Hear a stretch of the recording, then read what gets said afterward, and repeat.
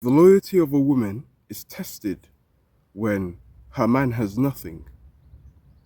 And in contrast, the loyalty of a man is tested when the man has acquired everything.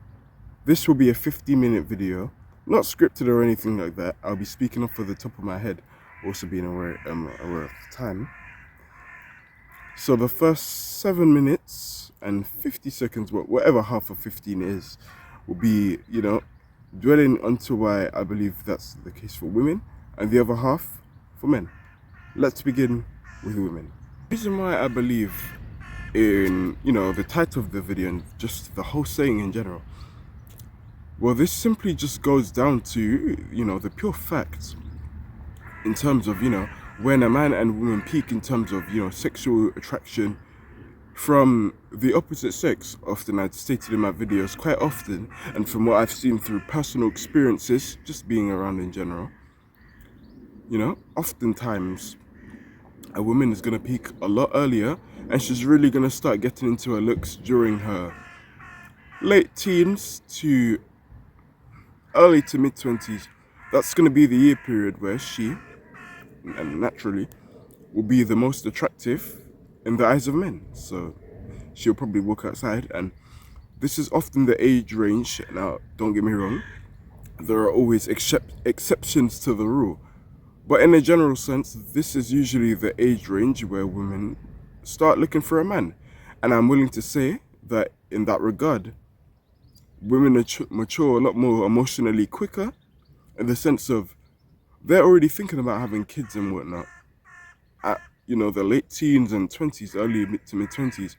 Where in a general sense, in contrast also, most men are not thinking like that, and rightfully so.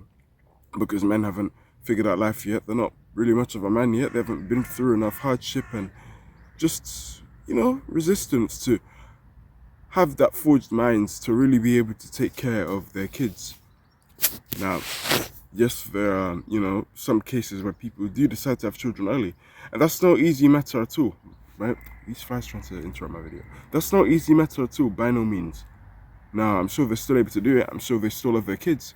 But I think it's pretty fair and it's pretty factual to say they would have, endured a lot less, unnecessary stress if they were to wait it out.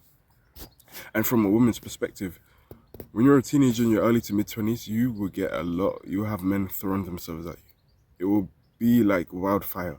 Even if you're, by your standards, average looking women, men will still find you very attractive. And in terms of the dating market, as a woman, well, from a man's perspective initially, the looks factor doesn't really play a massive area. Well, I take that back. Having other qualities besides beauty doesn't really, care in a man's mind in the initial sense. What's needed to get your foot into the door, simply be beautiful. Now, there are some exceptions also to the rule where, men have low self-respect for themselves, and unfortunate circumstances arise where the woman is beautiful, but unfortunately that is all she has in some circumstances, and emotionally abuses the man. Now, it would be rightful for the man to leave. However, the man has a lack of self-respect for himself and he's in a state of scarcity. And chances are he's probably never attracted another beautiful woman in his life. And it's what I call pussy power. This is essentially where a man is so in scarcity, he believes he will never have sex again. To which he will, he's just not in his peak yet. And if he were to leave that woman, more opportunities would arise. But he lives in that scarcity mindset, and therefore he's stuck with a woman that doesn't love him. And they're not getting any intercourse anyway. And it's just a mental turmoil of just destruction between both parties. Nowadays, we live in a very demonized society with a lot of noise going on, And if I were to put this in a more shorter, easier, catchier phrase to really describe how modern day is going nowadays in general, good is bad and bad is good. That's the message that's being promoted nowadays. In the 10 Commandments in the Holy Bible, right? One of the 10 Commandments is thou shalt not commit adultery. What is adultery? adultery is cheating, right? Women cheat a lot nowadays, and I'm sure you've seen many of this on the internet. You will see many celebrities who cheat on each other and whatnot. You'd be surprised how common it is. Well, in this context, specifically speaking about women. Do I believe the women should cheat? Absolutely not. It's wrong to the core. However, if she truly did respect you, she wouldn't have had to cheat. But, and this is assuming the person is a bad person. But unfortunately, there are some circumstances also where, you know, the woman is just super bad to the core. And even if you're a good man, she'll still find a way to mess you up. And it's really damaging. And I mention this because often men will, we have this mentality, to which I don't believe it's bad. It's more of a stoic mentality of everything that happens to us for a reason. And we have this more stoic approach to life in the sense of, it's my responsibility. Whatever happened to me, it's not my fault, but it is my responsibility. And I agree. But depending on certain contexts, like the one I mentioned, where you could still be a very good man and play your part, you need to understand men also. Some women are just possessed by devils and they'll still find a way to mess you over despite the good qualities that you do have.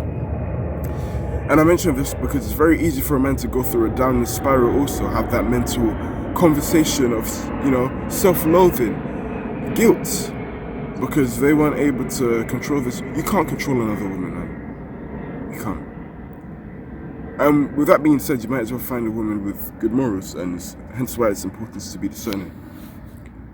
Nowadays, like I told you, the bad is being told for good, and women are cheating more than ever right now, nowadays. Now, don't get me wrong, there are lots of good women out there, but I'm specifically delving into the immoral ones, if you will. Cheating is very prevalent nowadays. I see it with many celebrities on the internet. It's said way more than you think. Hey, and if you want to strip away the whole high value life, status thingy, this even goes just to normal people working regular 9-to-5 jobs, police, cops, doctors. You'd be surprised, but even these women cheat. And specifically women in their prime. Now, the broken, damaged women, they find pleasure in cheating and having sex with multiple people. These are the women who don't really truly understand commitment. They will often bounce off to another man and cheat on another man who is building his own success. And when the woman runs up her body count, the person that she initially cheated on now becomes a success, to which the man promised the woman during the debut. The woman didn't have enough discipline to wait. And now that woman wants the man back, right? The woman wants the man back, but she can't because she proved and showed her true colors initially.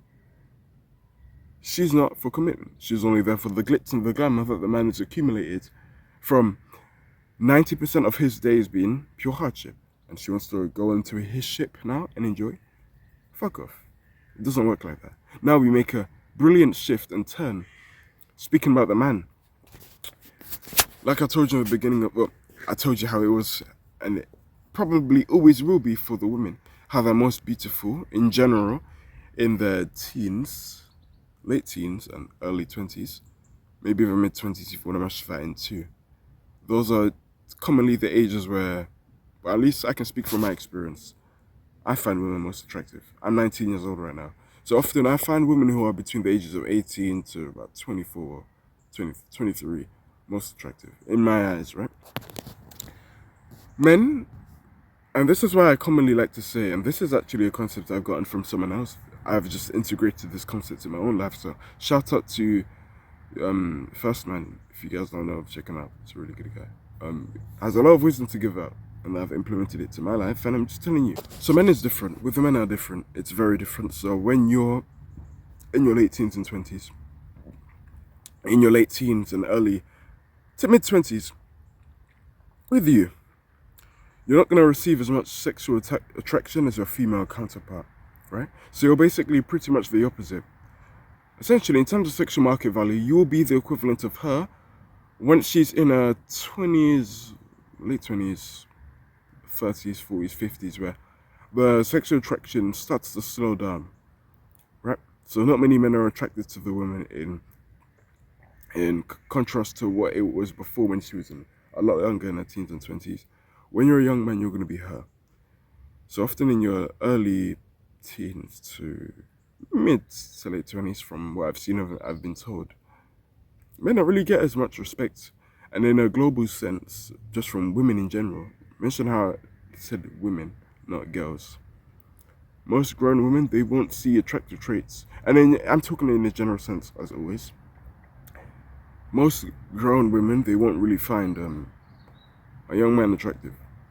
Just, they're just not. They didn't go through enough hardship that really makes him a man able to take care of a woman. He's still probably really broke, as most men are in that age range, which is perfectly normal and fine. The male journey is a slow burner. But it's when the man accumulates everything, you know?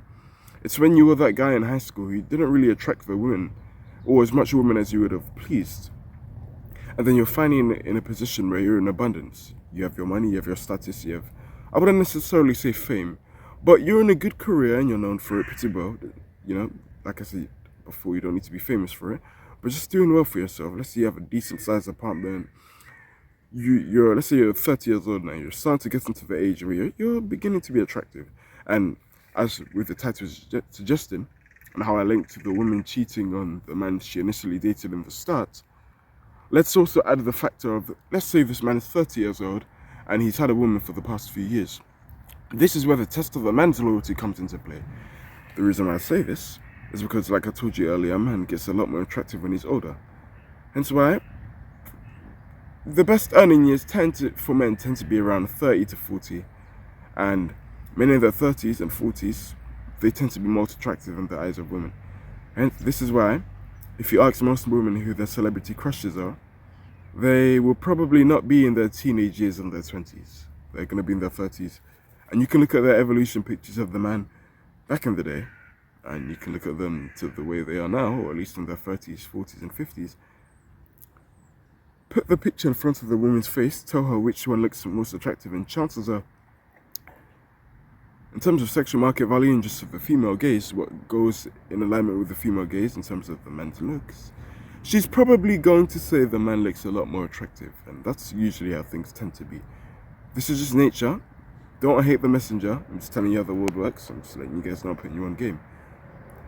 So the man's loyalty is really tested during his 30s, 40s, and 50s. Basically, his peak, right? So a man in his 30s, 40s, in terms of looks and sexual attraction to women and just all other areas of life, which will make him a good mating partner for, you know, the future of human development. That comes into play because he's matured enough now. Do you remember when I told you in the beginning of this video how women emotionally mature a lot more before men by about 10 to 15 years because they're already thinking about kids? Well, the man starts to enter this stage of his life now, where all the beautiful women want him, of all age ranges. Now, chances are he will probably choose, well, at least I can speak from my own experience. When I'm in my 30s, I'll most likely choose women in their 20s, and I don't see what's wrong with that. The same way women have no shame with choosing an older man in general, I have no shame choosing a younger woman in general. And you have to the people who do want to hate on that, you have to remember, they're over the age of 18, they're not kids anymore, they're fucking adults. They're not stupid, they know what they're bringing themselves into. And a lot of people tend to say looks don't matter in a relationship. Yes, looks isn't everything in a relationship, but it's definitely something, and one that shouldn't be overlooked.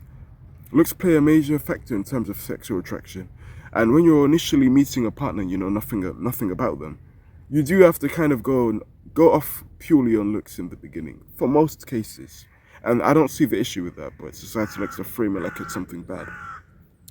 So often when you're in your 30s, and like I told you, this also links back to what I was talking about with the woman cheating. This is also when most men who lack the sexual discipline and probably have deeply rooted trauma to want to even think of cheating on someone comes into play.